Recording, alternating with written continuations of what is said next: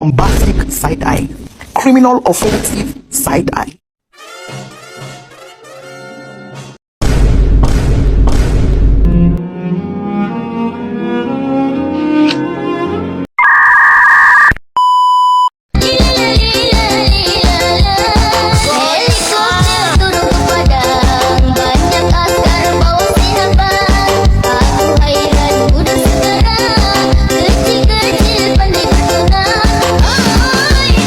Assalamualaikum warahmatullahi wabarakatuh.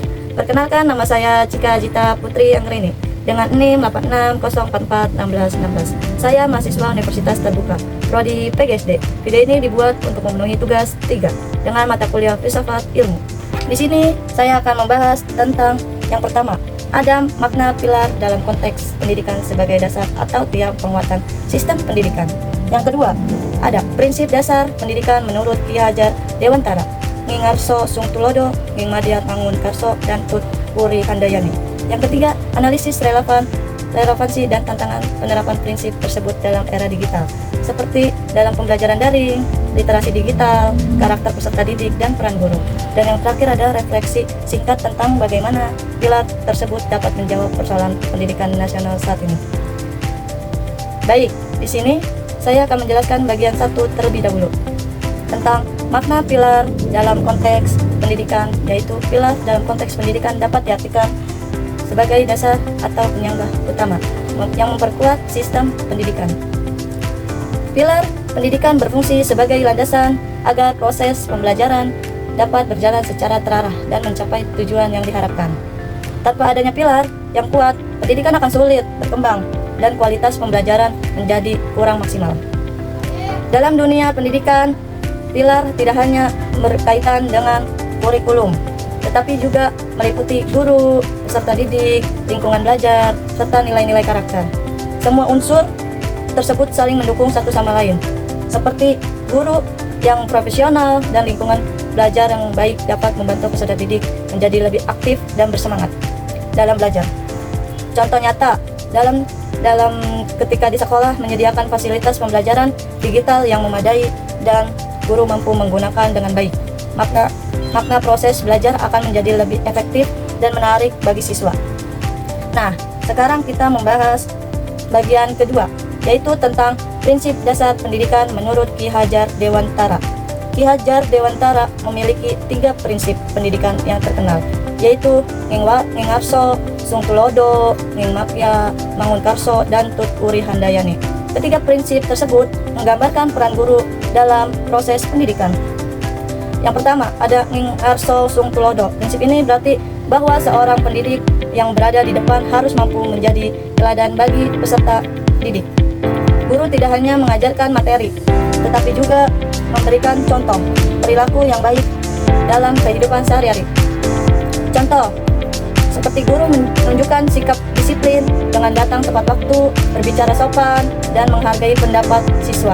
Dari sikap tersebut, siswa akan belajar untuk bersikap disiplin dan menghormati orang lain. Yang kedua, yaitu ada Nging Madya Mangun Karso. Prinsip ini berarti bahwa guru yang berada di tengah peserta didik harus mampu membangun semangat dan motivasi belajar siswa. Guru perlu menciptakan suasana belajar yang aktif dan menyenangkan agar siswa lebih percaya diri dalam belajar. Contoh, guru mengadakan diskusi kelompok atau permainan edukatif saat pembelajaran sehingga siswa lebih aktif menyampaikan ide dan pendapatnya. Dan yang ketiga, ada Tut Wuri Handayani. Prinsip ini berarti bahwa guru memberikan dorongan dan dukungan dari belakang agar peserta didik mampu berkembang serta mandiri. Sebagai pembimbing yang mengarahkan siswa tanpa terlalu mengekang. Contoh, guru memberi kesempatan kepada siswa yang membuat proyek kreatif menggunakan teknologi digital, kemudian guru memberikan masukan agar siswa menjadi lebih baik. Dilanjut, di bagian ketiga ini tentang relevansi dan tantangan penerapan prinsip di era digital. Prinsip pendidikan Ki Hajar Dewantara masih sangat relevan ditetapkan di era digital saat ini. Dalam pembelajaran daring, guru harus menjadi teladan dalam penggunaan teknologi secara bijak. harus mampu memotivasi siswa agar tetap semangat belajar walaupun pembelajaran dilakukan secara online. Selain itu, literasi digital menjadi hal yang sangat penting karena peserta didik saat ini sangat dekat dengan media sosial dan internet. Guru perlu membimbing agar siswa mampu memilih informasi yang benar dan menggunakan teknologi untuk hal-hal yang positif. Namun, penerapan prinsip tersebut juga memiliki berbagai tantangan. Salah satunya adalah masih adanya keterbatasan akses internet dan fasilitas belajar di beberapa daerah. Selain itu, perkembangan teknologi juga dapat memengaruhi karakter peserta didik, seperti kurang disiplin, kecanduan gadget, atau menurunkan interaksi sosial secara langsung.